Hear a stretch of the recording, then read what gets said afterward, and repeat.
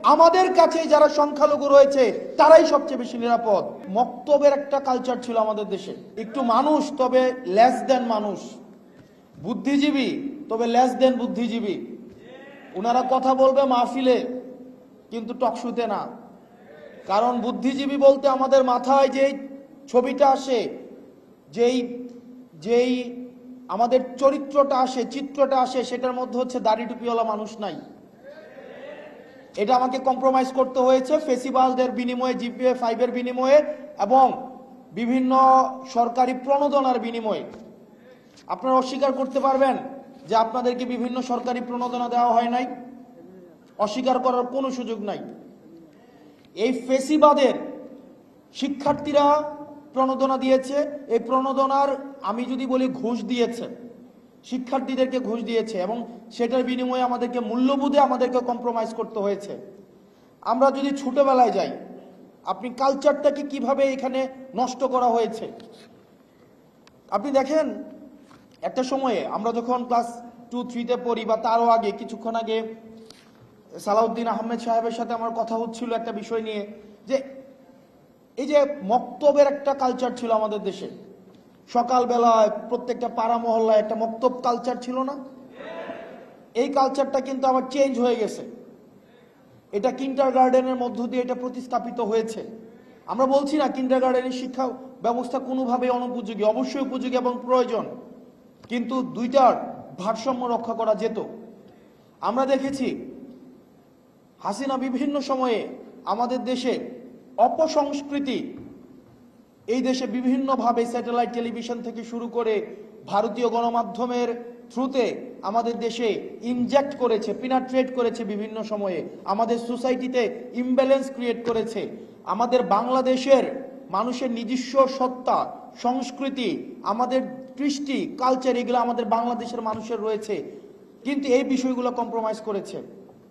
আমরা এই জায়গা থেকে আমরা এই সরকার এবং পরবর্তীতে যারাই সরকারে আসুক না কেন তাদের প্রতি, এবং আমরা যদি সরকার গঠন করতে পারি আমাদের পলিসিতে আমরা এমন সব পলিসি নিব শিক্ষা ব্যবস্থাকে ঢেলে সাজানোর জন্য, যেই শিক্ষা ব্যবস্থার মধ্যে অবশ্যই প্রাসঙ্গিকতা থাকবে। প্রাসঙ্গিকতা, রিলিভেন্স কিসের রিলিভেন্স? Cultural relevance. আমি এমন কোনো শিক্ষা ব্যবস্থা আমি বাংলাদেশে ইন্ট্রোডিউস করতে পারবো না যে শিক্ষা ব্যবস্থা আমার কালচারের সাথে ইনঅ্যাপ্রোপ্রিয়েট। আমার কালচারকে যদি ধারণ না করতে পারে, আমার সংস্কৃতিকে যদি ধারণ না করতে পারে, আমরা সেই শিক্ষা ব্যবস্থা বাংলাদেশে আমরা ইন্ট্রোডিউস করতে পারবো না। তো সুতরাং কালচারালি অ্যাপ্রোপ্রিয়েট শিক্ষা ব্যবস্থাকে আমাদের বাংলাদেশে ইন্ট্রোডিউস করার জন্য আমাদের পলিসিতে অবশ্যই রিফ্লেক্টেড হবে, নাম্বার 1। নাম্বার 2, আমাদের দেশে দেখেন আমাদেরকে অসাম্প্রদায়িক বানানোর চেষ্টা করা হয়েছে দীর্ঘ 15-20 বছর ধরে। আমরা অসাম্প্রদায়িক, বিষয়টি মোটেও এমন না।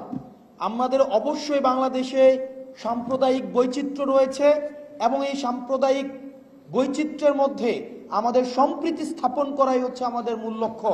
এবং আমরা অসাম্প্রদায়িক রাষ্ট্র না, বরং সাম্প্রদায়িক সম্প্রীতির ভিত্তিতেই আমাদের রাষ্ট্র পরিচালিত হবে এবং সেটির রিফ্লেকশন আমাদের শিক্ষা ব্যবস্থার মধ্যেই থাকবে। এবং আমাদের শিক্ষা ব্যবস্থার মধ্যে এমন কিছু থাকবে না যেটা আমাদের সংস্কৃতির সাথে যায় না, যেটা আমাদের ধর্মীয় মূল্যবোধের সাথে যায় না, যেটা বাংলাদেশের বাস্তবতার সাথে যায় না, যেটা আমাদের বাংলাদেশের কৃষ্টি এবং কালচারের সাথে যায় না, এবং যেটা সাম্প্রদায়িক সম্প্রীতির মধ্যে ইমব্যালেন্স ক্রিয়েট করে। এমন শিক্ষা ব্যবস্থা আমরা কখনোই আমাদের দেশে শিক্ষা ব্যবস্থার মধ্যে আমরা কখনোই প্রাসঙ্গিক রাখবো না। আমরা এই জায়গায় একটি কথা বলবো, সেটি হচ্ছে আমাদের এখানে যারা বসে আছি আমাদের অনেক দায়িত্ব রয়েছে। আমাদেরকে সংখ্যায় আমরা মুসলমান অনেক বেশি, বাংলাদেশে মুসলমান বেশি না সংখ্যায়?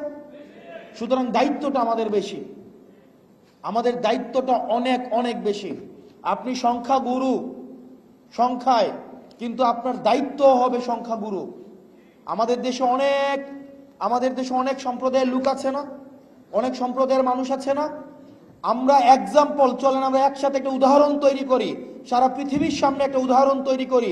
এবার পূজা আমরা উদাহরণ তৈরি করেছি, আমাদের হাতেই হচ্ছে যারা তথাকথিত আমরা তাদেরকে সংখ্যালঘু মনে করি না, তারা বাংলাদেশের আমাদের ইন্টিগ্রাল একটা পার্ট, অবিচ্ছিন্ন একটা অংশ, তারা আমাদের কাছেই সবচেয়ে বেশি নিরাপদ। ভারত বারবার তাদেরকে দেখানোর চেষ্টা করেছে, বিভিন্ন সময় হাসিনার সময় দেখানোর চেষ্টা করেছে হাসিনা ছাড়া নাকি মাইনরিটিরা বাংলাদেশে নিরাপদ নয়।